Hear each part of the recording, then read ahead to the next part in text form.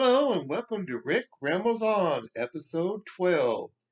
I'm your host, Rick Croxton, and today marks, well, not actually today, but this coming Saturday, December the 4th of, this year will be 1 year since the day I woke up from my coma. And I'm considered, like it's my second birthday. So December 4th will be 1 year that I've been awake from a coma, and I've really done a whole lot better and moving around a lot. Uh, I just want to get that in before I start off with this week's episode. Well, just in case you're kind of curious, I don't know if you can see it all, but my T-shirt here, "Old Guys Who Like Old Comics." It's a T-shirt from the Yahoo group. Well, I'm sorry, not Yahoo group, but Facebook group, "Old Guys Who Likes Old Comics." Uh, Facebook, and I happened to pick it up. And Jason Mink, the guy who runs it, is the guy you need to get contact with to get a shirt. Quite a few shirts there, and I think he even has some coffee mugs and stuff. And they are super nice, super comfortable, and very durable. Now on with the show. Today, I'm going to be talking about a comic that kind of gets dear to my heart, and it is called Yeet Presents. And now the thing is about Yeet Presents, here's one cover. This is the latest issue that just came out. And flip it over, there's the other cover, Storm Out. And the other one is the Guardians of the Blue, and then Storm Out. And Storm Out, uh, you need. I'm not going to go too much into that. You really need to get into it. You need to get into the group. You need to check out the Yeet Presents Facebook group, and also the Yeets Presents. Oh, fans of the Yeets Presents Facebook groups. And they will get you more in touch with that. Two great groups to just get into.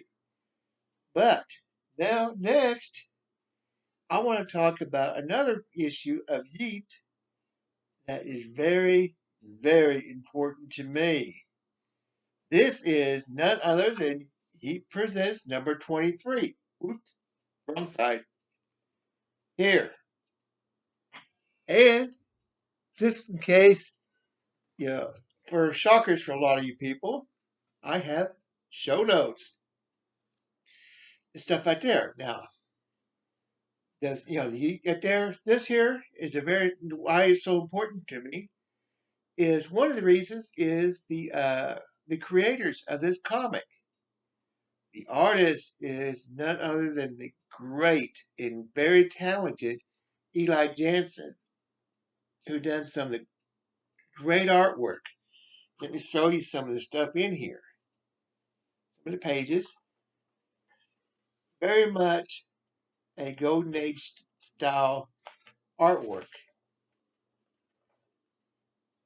And the writer is none other than myself, Rick Croxton. This is based, it has a little history. Mr. Webb, I'm going to go ahead and put this down for right now. Mr. Webb is one of my creations. It's a creation I did, which was based off of, when I did, I wrote a story 20 plus years ago, and it was for a fan fiction site, which crossed over all the different groups at the time of the 1940s, 30s, and 40s, the Golden Age era. And I'm not going to give out the group or any of the other writers and stuff. I don't want to get them in trouble because fan fiction is not exactly, it's a little frowned upon in some circles. But my original creation was the web. Well, not my creation, but my character was the web. In case you didn't figure it out from the character, Mr. Webb. Uh, he is, that was what he was originally called. And I crossed, we crossed over with different companies. Mine, was Mr. Webb. The Webb came from MLJ, Red Circle, Archie Comics. That there, that was my favorite of the Webb characters, was the original stuff. And he crossed over, with some other characters, a couple villains from the DC comics from the 40s, 30s, and 40s, well, 40s actually, uh, and the Tommy comics. So, and well, in one of the character I was going to later have in there came from Tommy, but mostly they're old DC and stuff like that. And his costume, well, I'll get on to that in just a minute. I'm sorry, I'm rambling here. It's the name of the show. All right. The costume. Well, fast forward to several years later. The guy who did that fan fiction site, he had his own little publishing company, and he was wanting to do some comics, and he wanted me to write my web comic, but he wanted me to use a different version of it, not to get in trouble for copyrights and everything. So I changed it from the web to Mr. Webb and changed him more from, the golden age comic book to more of the golden age comic book slash pulp. My interest in pulps is, within the last several years. So it got in there. So I went there and I rewrote the story. All I did really is just change the names of the characters, of all the different characters in there, so that they would not be conflicting or with any copyrighted character names. And the costume, I'll show you one more time. You kind of get an idea here of who, Mr. Webb right here. Uh, it's a cross. If you look at it closely, you can see it looks like the Green Hornet. His costume is a cross between the Green Hornet and Dick Tracy from the Fedoras, and the Webb. It's Mr. Webb. I used the green, the green colors and the webbing. And Eli did a fantastic job, I think, on the artwork here. And the comic, it sort of sit there in limbo for for quite a while, for several months, and I decided to pull it. Well, let's fast forward a few years, and I started reading, Geek Presents, and I think, wow, I like this comic. It's getting me back into comic book reading again. And I picked up there, and I got in touch with Mike Jones, the guy who is the one who created Geek Comics. If you're kind of curious who he is, uh, picture John Wesley Ships from the Flash TV series, you know, older version. Yeah, just teasing Mike. He looks, similar to them. I tease him about looking similar. And Mike was doing Geek Presents, and I just happened to throw out there that I had a character that I created years ago, and I sent him the story and asked him if it'd be something he'd be interested in. He said, "Yeah, let me find an artist for you." And I said, "Okay." And I didn't really think anything about it. And not too long afterwards, I get in touch. I find out that great artist Eli Jansen, was doing the artwork for it. He liked the story, you know, and he did the story. He adapted my story word for word into to a comic book form. And he asked me a few things about what it was supposed to look like and everything. And I told him what my version would look like. Gave him the basics of it, and he just took it from there. And he just took everything I wanted and then some, and just did a really fantastic job. And I really appreciated it. The thing is that my Mr. Webcom, I had plans, quite a few plans to do a second issue, and I was even writing out the stuff and everything, and had a good story, started up, ready to go, and I even had another, story from something else, and and unfortunately, that's when I started getting a little bit, ill from different things. I went to the hospital couple different times, and then I ended up in the hospital. And next thing I knew, I was in a coma for almost a month. Uh, I woke up about a month later. Then I was in rehab for about a month after that. I got home and thinking, okay. So I thought about, well, let me get my computer out and let me see about, maybe writing, a little bit about going back and see what I could do with Mr. Webb, straighten up a few little things, and and send it off. Well, got my computer out, hooked up my external hard drive to check it out, and found out that my external hard drive was fried. It was dead. There was no way it was coming back. No matter what I tried, it wouldn't do. I talked to so many different people, and the only way I could do it, it would probably cost an arm and a leg to restore it. And yes, I have a ton of stuff on it. It was, like a 2 terabyte that was almost packed full. We're talking like old TV shows, movies, artwork, comics, all my writing, everything that I had done was on that hard drive. And I know what you're about ready to say. Did you back it up to the cloud? No, I didn't. That's a good lesson for everybody. Back up your work. I just thought backing it up to our external was going to be it.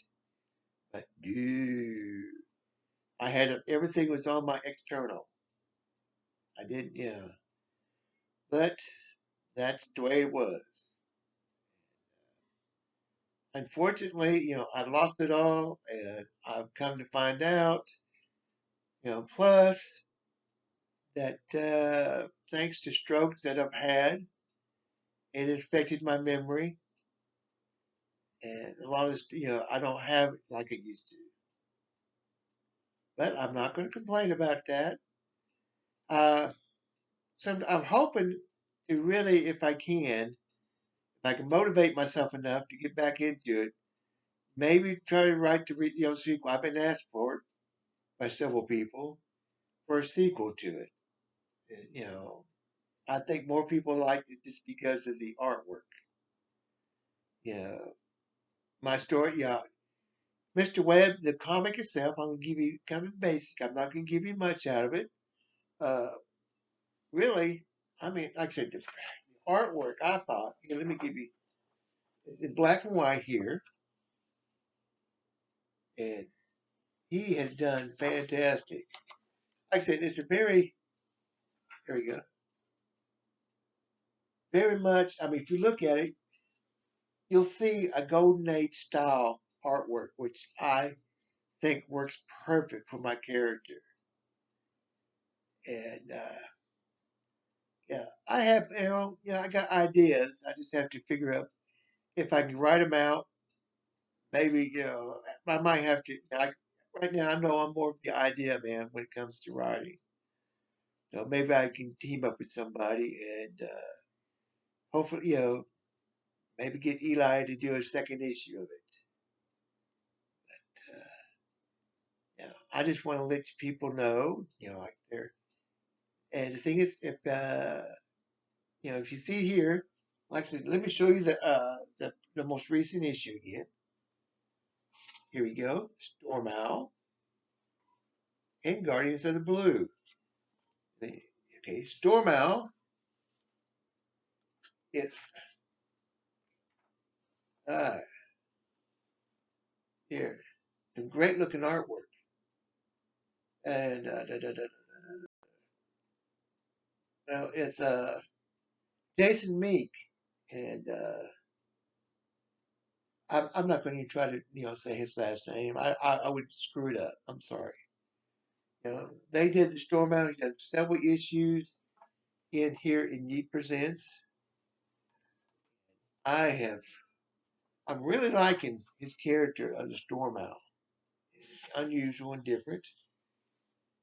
And here, let me show you. And one of the things that I think has been missing from the comics are been letters pages and the little little information stuff. And one of the great things about Yeet Presents is you look right here in the centerfold. Here is that one page, and here's this page, the back of the other page of the other story. Flip. Guardians of the Blue. It's been running several issues. Here we go. Great art and everything. And let's see. Story and art by Mac Bionite. Great stuff. It's been, quite a few issues through Yeet. And Yeet is available from Mike Jones, and they're $5 an issue. And you can, ask for back issues and stuff like that, and get into Patreon to keep an eye on when the next issues come out. They'll let you know, and it is well worth picking up. I have enjoyed reading, for the last couple of years. I've been picking them up, and I've been, pretty much. I got a pretty good run. I have, yeah, I have about every one. I'm beginning the ones I'm missing pretty quick. But number 15 to number 47. I believe that's 47. Yeah, to number 47, and enjoyed the series. And before that, it's Mike was calling cost of paper, COP, cop paper, and he changed it to Yeet because it this acronym cop kind of made it sound different. So, but it's a great series to get into, and at $5, it's Mike is not making any money off it. I can guarantee it. When it cost to ship, and the time, the cost of the paper, and the printing, and things like that, and the amount of the copies he has to have printed. I wouldn't be surprised if he was losing money, but you know the people who get into it, who buy it, who read it, enjoy it.